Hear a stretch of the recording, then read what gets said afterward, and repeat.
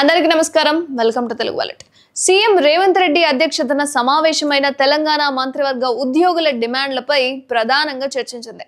దాదాపుగా 5:30 గంటల పాటు జరిగిన సమావేశంలో ఉద్యోగుల సమస్యలపై అధికారుల కమిటీ ఇచ్చిన నివేదిక, డిఏ, ఆరోగ్య భద్రత పెండింగ్ బిల్లుల కార్యాచరణపై చర్చించినట్లుగా చెప్పారు డిప్యూటీ సీఎం బట్టి విక్రమార్క.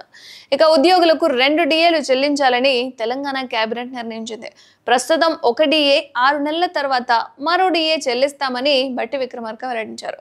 అండ్ ఉద్యోగుల ఆరోగ్య బీమాకు సంబంధించి ట్రస్ట్ ఏర్పాటు చేస్తామని, బీమాకు ఉద్యోగులు ప్రతి నెల 500 చెల్లిస్తే ప్రభుత్వం కూడా కొంత చెల్లిస్తుందన్నారు. ఉద్యోగులు ప్రభుత్వం చెల్లించే డబ్బును ట్రస్ట్లో జమ చేస్తామని, ఉద్యోగులకు ఏవైనా ఆరోగ్య సమస్యలు వస్తే ట్రస్ట్ ద్వారా డబ్బులు చెల్లిస్తామని డిప్యూటీ సీఎం బట్టి విక్రమార్క చెప్పుకొచ్చారు.